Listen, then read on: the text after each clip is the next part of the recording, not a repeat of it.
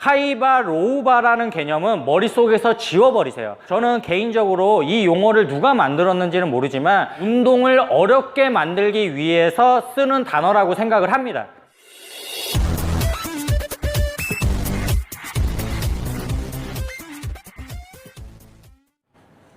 안녕하세요, 양선수입니다. 제가 항상 상암동에서만 인사를 드리다가 오늘 드디어 청라에 와서 첫 촬영을 합니다. 여기는 인천 청라에 있는 전칠성의 히어로짐이라는 곳이고요. 앞으로 이곳에서 강좌를 만들 겁니다.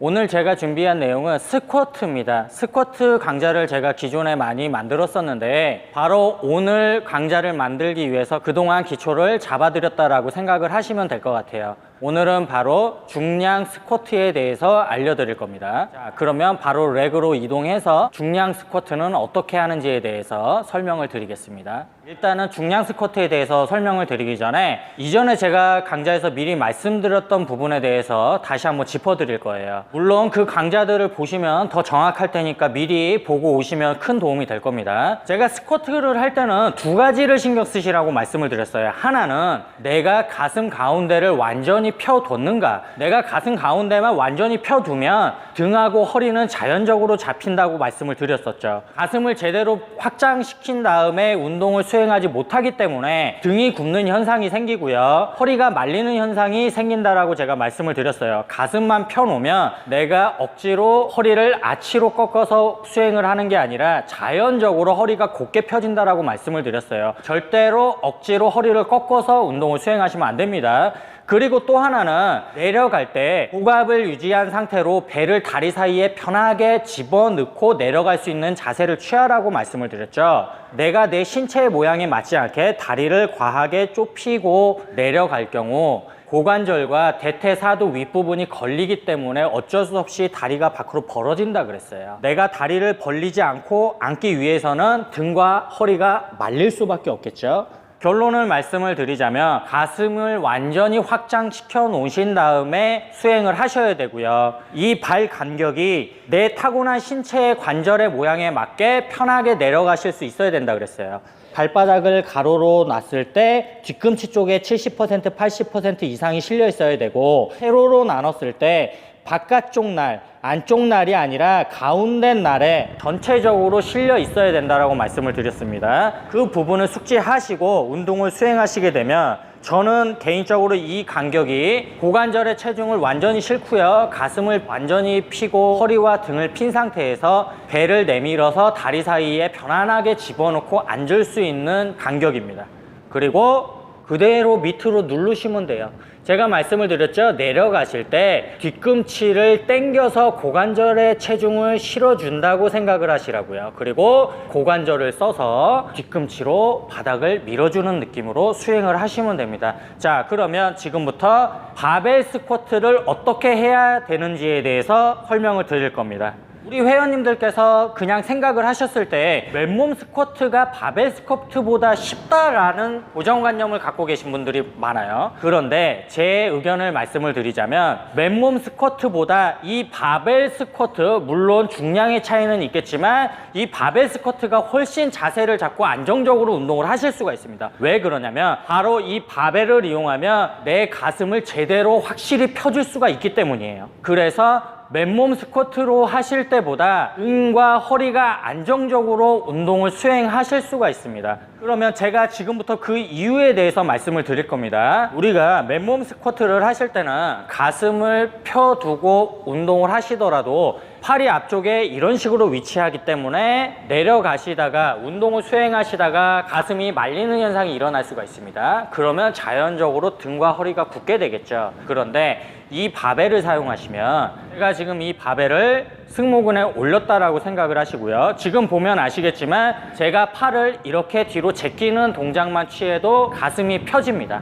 제가 지금 바벨을 들고 있습니다. 그냥 승모근 위에 바벨만 올리시게 되면 가슴을 완전히 필 수가 없어요. 내가 가슴 운동을 하고 등 운동을 할 때 가슴 가운데에 피는 것만 생각을 하라고 제가 말씀을 드렸었죠. 내가 가슴 운동을 할 때 가슴 가운데를 완전히 찢어질 정도로 벌린다라고 생각을 하시고 가슴을 벌려주셔야 돼요. 그렇게 하려면 그냥 바르게 이렇게 서신 것보다 팔을 뒤쪽으로 보내서 가슴을 내밀어 주시면 가슴을 더 많이 피고 등과 허리를 배를 안정적으로 잡을 수가 있습니다. 그리고 그립에 대해서 알려드릴 텐데 이런 식으로 오버그립으로 잡는 경우가 많이 있고요. 또 저처럼 저 같은 경우는 썸레스 그립을 많이 이용을 하는데 이건 잡아보시고 본인에 맞게 하시는 게 굉장히 좋아요. 저 같은 경우는 팔이 굉장히 긴 편이라서 오버그립으로 잡았을 경우에는 지금 보시듯이 손목이 안쪽으로 말려 꺾이는 증상이 일어나거든요. 그래서 손목 쪽에 무리가 많이 갑니다. 물론 저 같지 않으신 분들은 오버그립으로 잡으셔도 상관이 없는데 저 같은 경우는 이렇게 썸레스 그립으로 잡으시고 손날로 승모근 쪽으로 밀어준다라고 생각을 하시고 팔꿈치를 들어주시면 가슴을 편하게 피실 수가 있고요. 손목 쪽에 무리가 안 가는 걸 느끼실 수가 있어요. 손에는 힘을 꽉 주고 바벨을 단단하게 고정하셔야 됩니다. 그리고 제가 굉장히 싫어하는 용어인데 하이바 로우바라는 용어를 많이들 쓰세요. 결론부터 말씀을 드리자면 하이바 로우바라는 개념은 머릿속에서 지워버리세요. 저는 개인적으로 이 용어를 누가 만들었는지는 모르지만 운동을 어렵게 만들기 위해서 쓰는 단어라고 생각을 합니다. 왜 그런지에 대해서 지금 설명을 드릴 건데 제가 지금 드리는 설명으로 바의 높이를 결정하셔서 운동을 하시면 돼요. 제가 지금 스쿼트 시범을 한번 보여드릴 겁니다. 스쿼트의 기본은 내려가셨을 때 상체의 각도와 종아리의 각도가 일치하면 됩니다. 그대로 한번 제가 내려가 볼게요. 자, 내려갔고요. 또 하나 자세만 보고 확인할 수 있는 방법은 뭐냐면 옆에서 수직으로 봤을 때 발바닥 중간과 이 바가 일직선상에 와야 돼요. 그런데 개개인마다 차이가 있습니다. 아무리 내가 가슴을 많이 펴고 상체를 세우려고 해도 세우지 못하는 분들이 있고요. 반면에 쉽게 세울 수 있는 분들이 계세요. 만약에 내가 아무리 각도를 잡고 내려가도 상체가 살짝 숙여진다면 이 발을 조금 더 아래쪽으로 내리셔야겠죠. 왜냐면 옆에서 봤을 때 이 바와 발바닥 중간이 일직선상에 와야 되니까요. 그렇지 않고 올렸을 경우에는 상체 쪽으로 체중이 실려서 허리를 다치게 됩니다. 그런데 나는 세우는 걸 잘할 수 있다라고 하시는 분들은 그냥 위쪽에 올리셔도 됩니다. 그 상태로 수행을 하시면 되는데 제가 지금 설명드린 내용의 핵심은 뭐냐면 로우바, 하이바와 같은 개념은 필요가 없고 내가 상체를 잘 세울 수 있으면 발을 상대적으로 위쪽에 위치시켜도 되고요. 상체를 제대로 못 세우면 발을 너무 위쪽에 놓으면 무게가 앞쪽으로 실려버리기 때문에 조금 내려서 잡아야 된다는 거예요. 하이바 스쿼트의 방법이 따로 있고 로우바 스쿼트의 방법이 따로 있는 게 아니라는 겁니다. 가장 중요한 건 내가 승모근 너무 목 쪽으로 올리시면 안 되겠죠. 내가 발을 올렸을 때 중량을 올리고 운동을 수행하는 도중에 가장 편한 곳에 올리시면 돼요. 운동을 해보시고 내가 만약에 상체를 많이 못 세우기 때문에 너무 많이 높게 올리면 앞으로 체중이 실려버린다면 발을 조금 더 밑에 내려서 무게중심을 뒤쪽으로 살짝 주시는 게 맞겠죠. 이런 것들을 모르시고 무작정 하이바, 로우바, 스쿼트가 따로 있는지를 착각을 하시고 운동을 하시기 때문에 허리가 아프신 겁니다. 그러면 제가 스쿼트 하는 걸 보여드리면서 마지막으로 정리를 해드릴 거예요. 이런 렉에서 원래는 안전바가 밑에 있어야 되지만 저는 화면을 가리기 때문에 안전바는 치웠습니다. 맨 처음에 하실 거는 그립입니다. 그립을 잡으면서 스쿼트는 시작이 됩니다. 내가 안정적인 넓이를 잡으시고 손목이 너무 꺾이지 않는 편하게 잡을 수 있는 그립 간격을 잡으시면 돼요. 일정하게 잡으시고요. 그 상태에서 바 가운데를 거울과 내 눈으로 확인을 하고 들어가시면 돼요. 들어가고 제가 말씀드렸죠. 하이바, 로우바가 따로 있는 게 아니라고요. 가장 편한 곳에 힘을 쓰기 좋은 곳에 위치시키신 다음에 그대로 들고 뒤로 살짝 오시면 돼요. 그 다음에 하실 건 뭡니까? 내가 가장 편하게 배를 다리 사이에 집어넣고 고관절에 체중을 싣고 뒤꿈치에 체중을 실으면서 내려갈 수 있는 가장 편한 발 간격을 잡으시면 돼요. 그 상태에서 팔꿈치를 뒤로 보내서 가슴 가운데를 확실하게 확장시켜서 찢어질 정도로 늘려둡니다. 그리고 그걸 계속 유지하시면 되고요. 시선은 아래 보실 필요도 없고요. 위에 보실 필요도 없고 편하게 그냥 앞에 보시면 돼요. 그리고 배를 다리 사이에 집어넣는다 라고 생각을 하시고 발바닥은 세로로 봤을 때 가운데에 실려 있어야 되고요. 뒤꿈치 쪽에 70% 이상 실려 있어야 됩니다. 그리고 뒤꿈치를 당겨서 고관절에 체중을 실어준다라고 생각을 하시고 쭉 내려가시면 돼요. 엉덩이가 완전히 늘어났고요. 지금 고관절에 체중이 실렸습니다. 그리고 고관절을 이용해서 뒤꿈치로 바닥을 눌러주시고 다시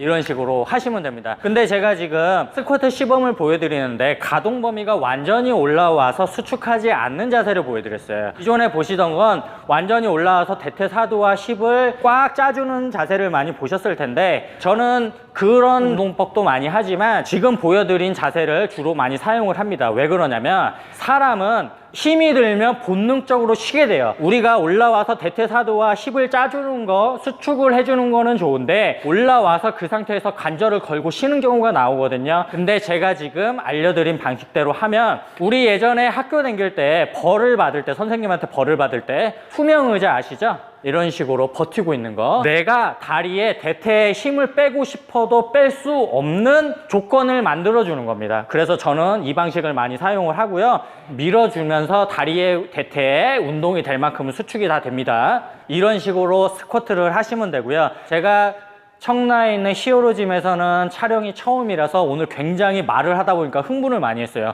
목소리도 굉장히 많이 커졌고, 이상 스쿼트, 바벨을 이용한 중량 스쿼트, 바벨 스쿼트에 대한 강좌였고요. 저는 다음에 다른 강좌로 다시 찾아뵙겠습니다.